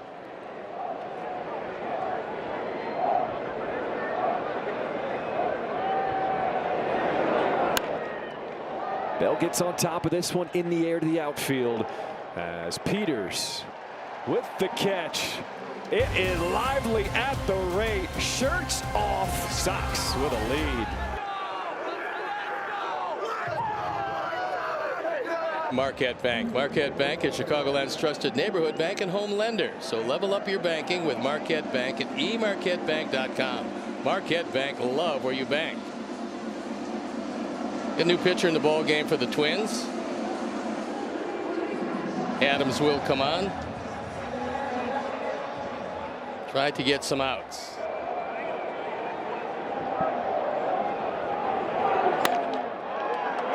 Edgar Caro laces that one up through the middle. His second hit today, as it looks like he's starting to get back on track. Well, there's no doubt. And although he went through some very tough times, we have to take heart in the fact that he's hit everywhere he's ever gone. He's been one of the youngest players around where he's gone, and he was going to hit. So Adams comes out for the 6th time, the ERA at 3.38. And the Sox hitting the baseball hard tonight.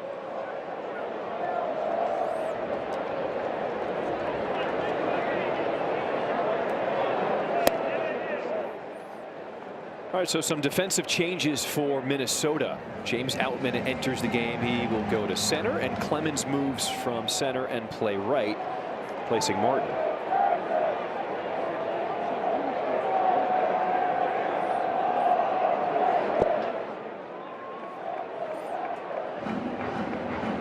We've noticed some big crowds over the weekend, but even now midweek games, you just feel more energy at the ballpark, and we got to send a huge thank you to the fans. 14,796 at the ballpark tonight, continuing this positive momentum by the White Sox this year.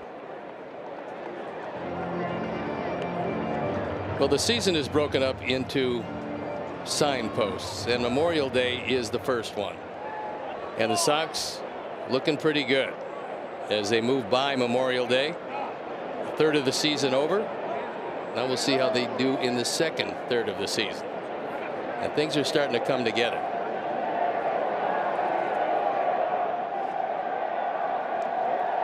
.30 here to Peters, and a 4-pitch walk.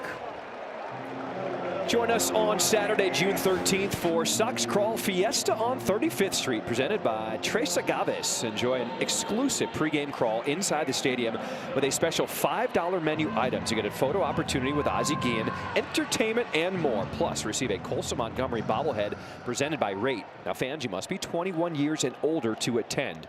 To purchase tickets, visit whitesox.com/crawl.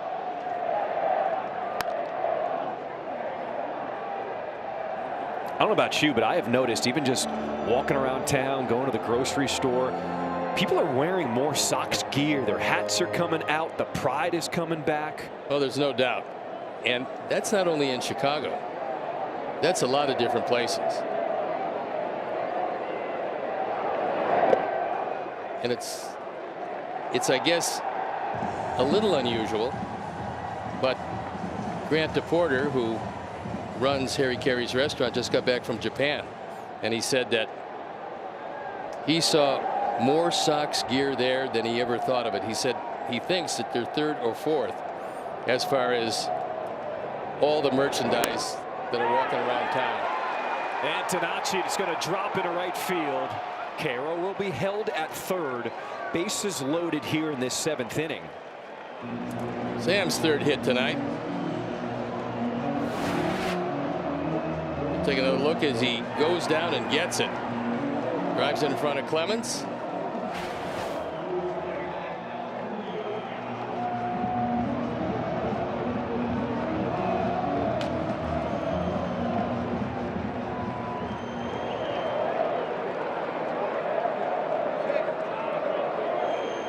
Luis Angel Acuna, an RBI single his last time up.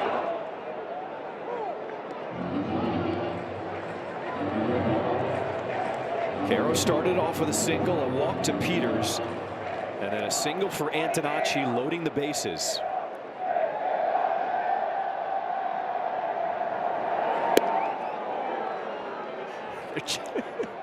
They're chanting, "Take it off," in right field.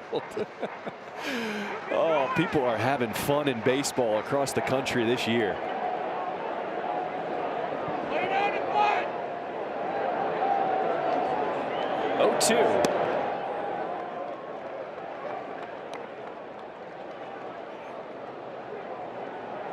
This is such an incredible game, and it's so nice to see so many young people now coming out to the ballpark with this weather turning, especially here in Chicago. 1 ball, 2 strikes as Acuna goes down swinging. First out here in the 7th.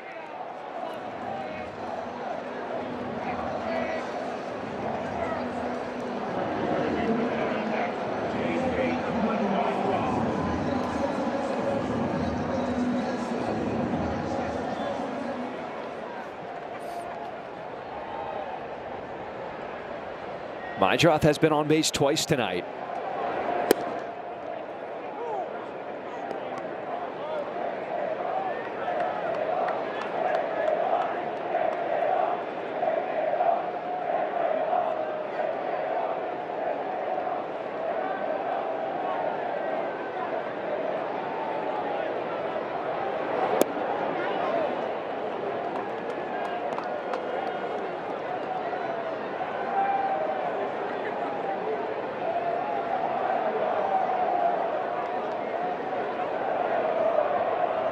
Look at that view from behind the plate here at right field.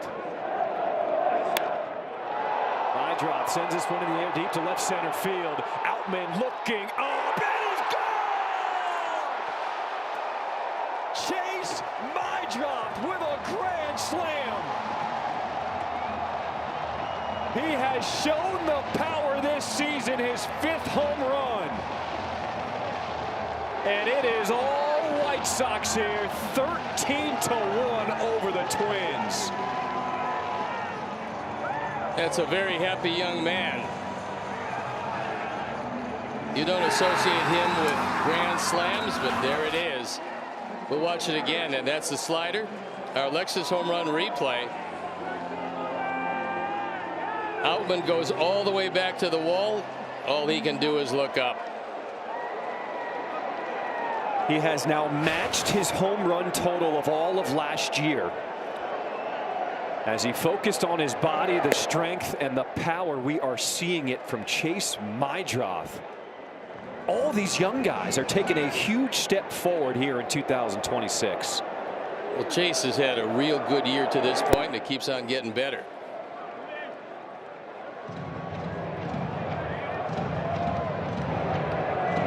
Well, you talked about the home runs, and there's the first one tonight from the Sox. Came at a nice time.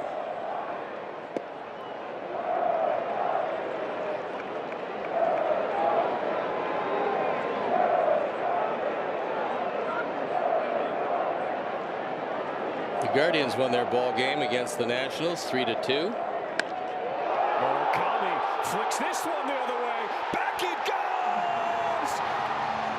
20 home runs for Munetaka Murakami. He becomes the 3rd White Sox player to hit 20 before June. Unbelievable rookie year. But looking at the power numbers, they're 20-40. And we're not into June yet. That's the most home runs before June since 1901. This gives you an idea just how strong he is. That wind is blowing fiercely to the right field corner against this one.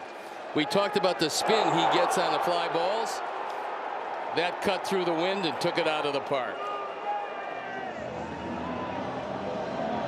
Frank Thomas had 20 before June in 1994. Jim Tomei had 20 before June in 2006. And now you could add Munetaka Murakami's name to that list. 20 before June here in 2026. I would say right now, and they don't give out any awards in May, you're probably looking at the Rookie of the Year.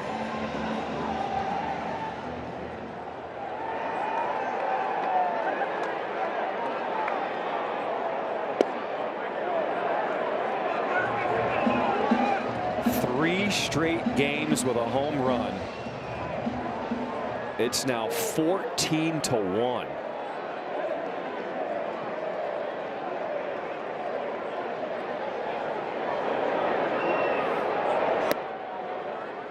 Just hope they save up a little bit for tomorrow, because there is a series finale against the Twins to close out this 4-game set tomorrow. And Davis Martin is going to the mound. It's a day game.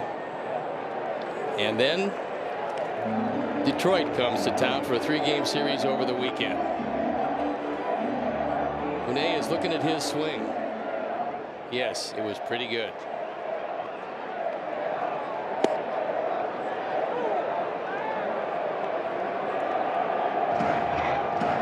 It's a special feeling knowing that every day we come to the ballpark, you could just see something different. and this team just continues to amaze. Chase Mydrov with a grand slam, followed up by a Murakami solo shot. And now Vargas will walk with one out here in the 7th inning.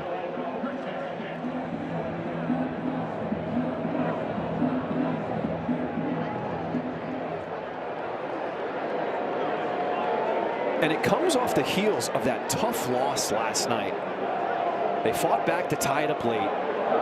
Oh, as Grichuk has his helmet knocked off with that pitch.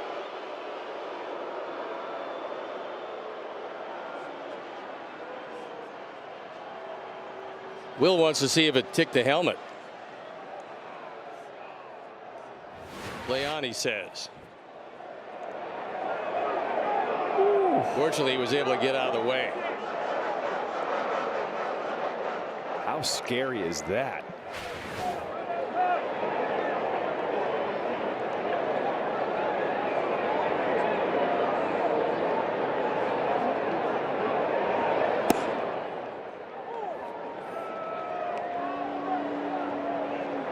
Big night for Randall Grichuk.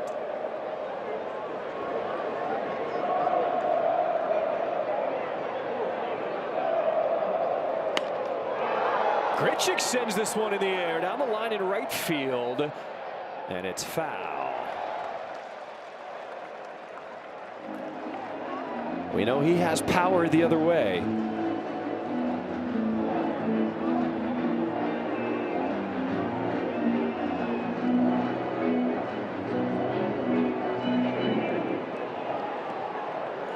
"17 hits tonight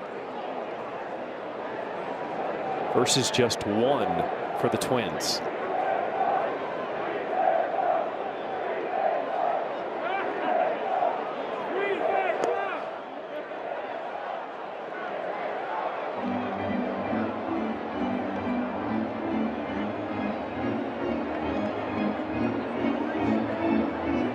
Also feels like when one guy starts to get going, everyone else just follows along.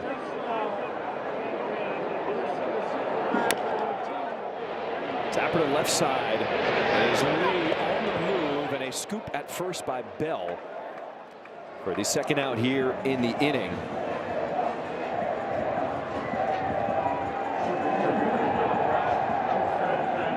Hey, White Sox fans, Wintrust proudly presents Big League Family Fun at the ballpark. You can stop by the Wintrust Kids Zone in left field, where kids can develop their pitching, batting, and base running skills with White Sox youth coaches. Wintrust, a proud partner of the Chicago White Sox. Well, Steve, the Twins bullpen had not allowed a home run since May the 7th. Things have changed here tonight in Chicago. Well, for the Twins, I mean, they're having a nice year to this point.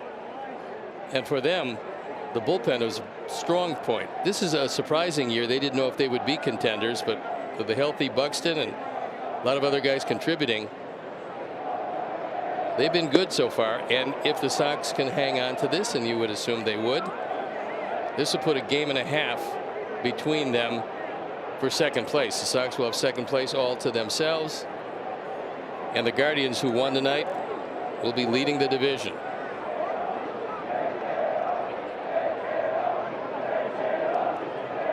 Oh, into the count here to Colson Montgomery.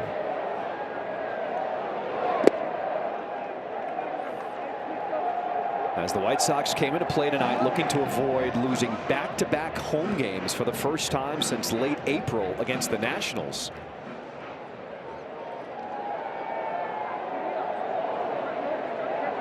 White Sox winning 11 of 14 at home after that back-to-back loss versus the Nats. Montgomery goes down swinging, but what a 7th inning. It was Chase Mydrov.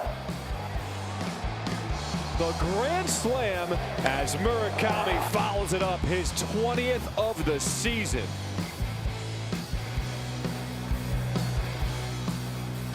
Murakami with a home run in the 7th, his 20th of the season. White Sox a 14-1 lead over the Twins as we start this 8th inning. And I think a lot of people are going to look at this score. They're going to look at the 17 hits, but Let's not forget about David Sandlin, a one-hitter in his big league debut. Well, really an outstanding performance. He retired 18 straight, which is a Sox record that goes back to 1920. You can't be much better than he was, especially after being shocked with the second pitch of the ball game leaving the park. And the Sox have retired 21 straight with Isert a 1-2-3 inning in the 7th.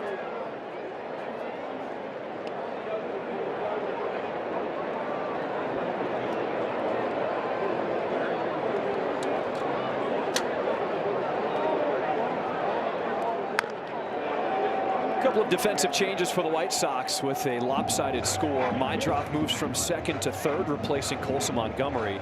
And Riku Nishida, for the first time in his big league career, he will play second base.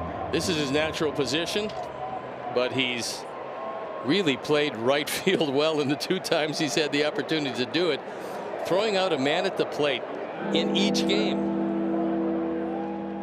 What is he going to show us tonight at second? He's comfortable there. We know that.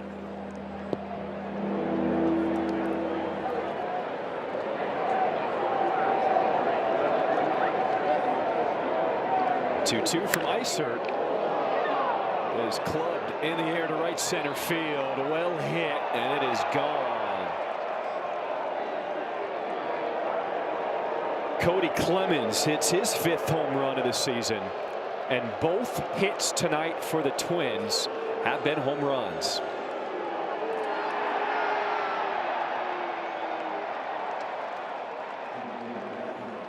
Clemens has been swinging the bat very well in this series. This is a 4-seam fastball, and he takes it out of the park.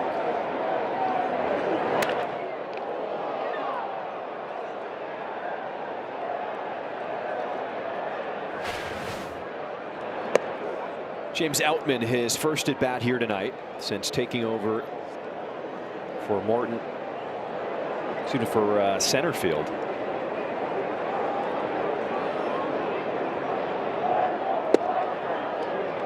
Clemens started in center, then Clemens shifted to right when Outman came in. Outman had a tough night last night. 4 at bats, 4 strikeouts. Just a 167 batting average to start his season.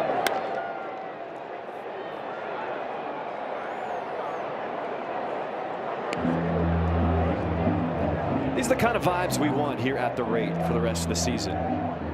Might be a lot to ask for 14 runs, but hey, let's have some excitement here at the ballpark. Well pitched. It's been an errorless game on both sides. Over the mound, charging Acuna. What a play to get Outman. That is also Acuna's natural position at short. Little chopper over the middle, and Acuna's got a very strong arm. This is a nice play. Get him by a half step at first.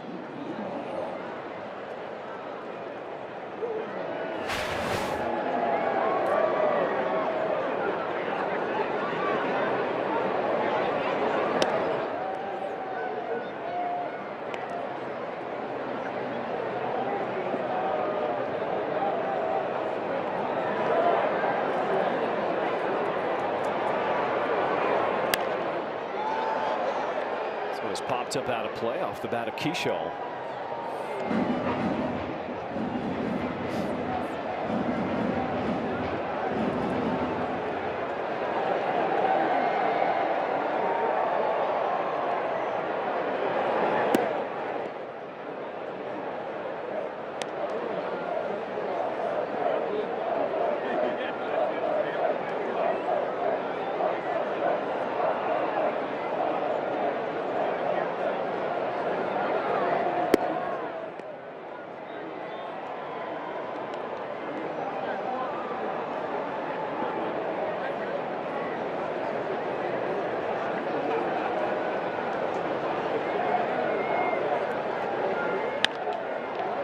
Hit hard into left field. As Keyshaw rounding first, the throw coming to second. And it's going to be a 1-out double.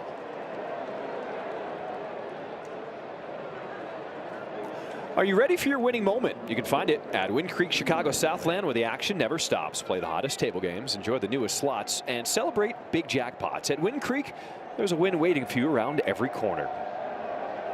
The only way this night could have been even better than it's going right now, if the Pirates would have come back in that game against the Northsiders.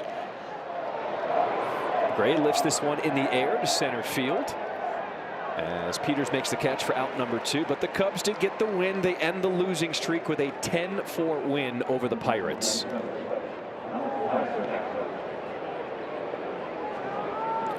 Red Sox shut out the Braves 8-0. Orioles big win 11-2 over the Rays. Orioles are starting to pick it up. They got some pretty good young players over there that are starting. They're starting to hit. And the Mariners, they complete the sweep over the A's with a 9-1 win. Nick Kurtz, his long on-base streak, it ended yesterday. He was 0 for 4. It ended at 48 games, tying with Mark McGwire, the all-time athletics record in a single season. That's something. I mean, you get on base 48 straight games. Pretty impressive.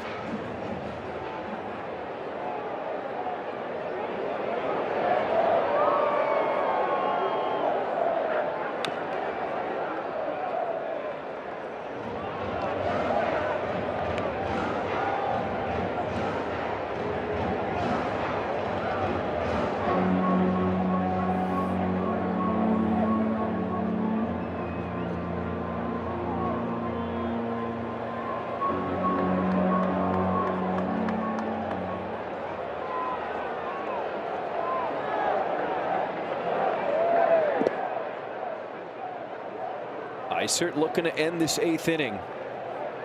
Facing bottom of the order, Alex Jackson.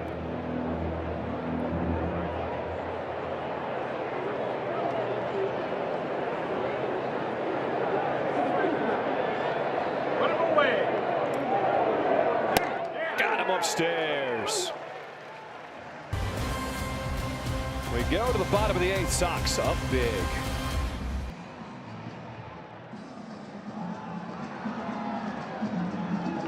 Wisconsin Dells, the water park capital of the world.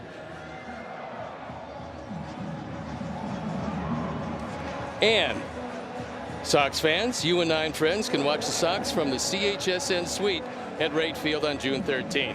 Enter for a chance to win our summer sweepstakes by scanning the QR code or your screen at the visiting shop. Well, yes, we'll read that later. Because we got a new pitcher on the mound, and it's a position player. Orlando Arcia comes on. Easily able to drop the 2-0 pitch over the plate.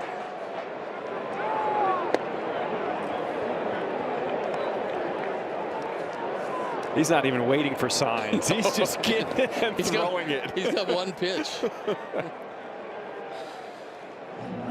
He smiles as he walks the first batter.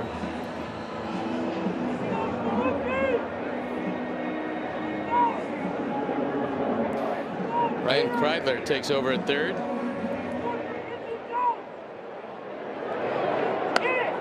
Tristan Peters sends this one to left, and it's going to fall. Caro stops at second.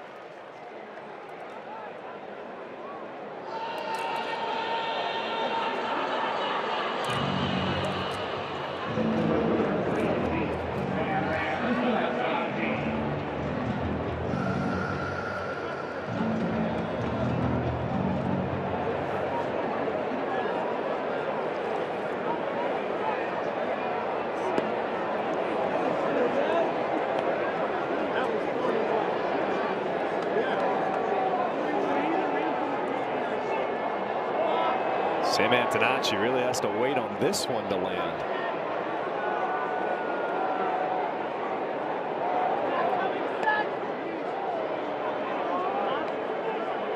Well, we'll go from Arcia to Davis Martin, who takes the ball tomorrow, who has emerged to one of the best pitchers in baseball. He's on just a great run each and every time out. Garcia's like, really? Sam wanted to take his time out. He said Garcia's working so quickly I don't have a chance to look at him.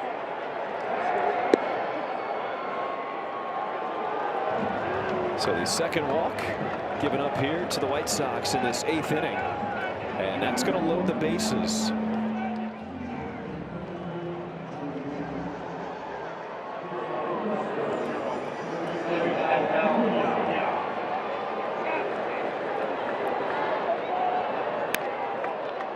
On the ground to short. Gray starts it off. A 6-4-3 double play is turned as Carroll will score. It's now 15-2. White Sox on top.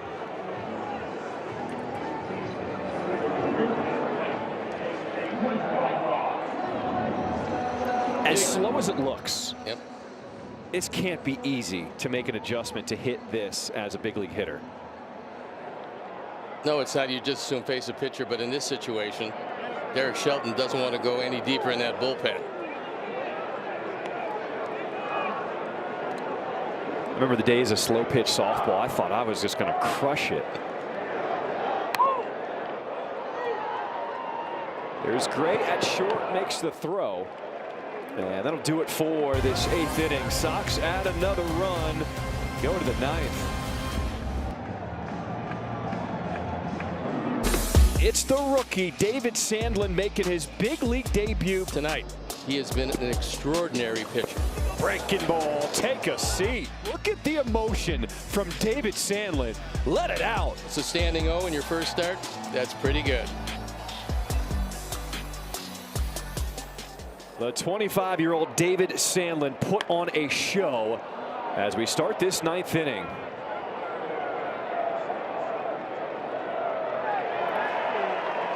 And Pete Hirschberg, happy birthday. You know, when you watch at home, all those cool shots on the field, like when Murakami hits a bomb and he's rounding third coming home.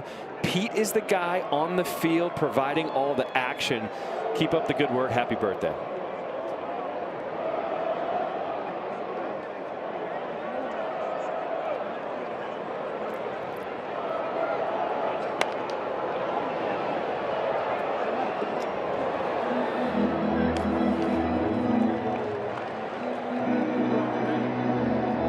Trevor Richards comes on to wrap it up on for the 9th time.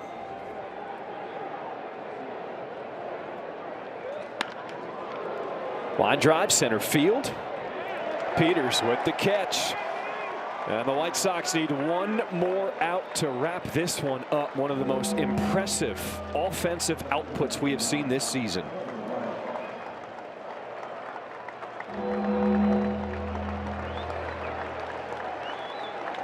Time to get up here at the rate and show this White Sox team some love. Fly ball center field. Peters coming in. Ball game. White Sox win it 15-2 over the Twins. It was an impressive big league debut for David Sandlin, and Davis Martin gets the ball tomorrow, a chance to win the series. What a ball game tonight. Sox did just about everything right.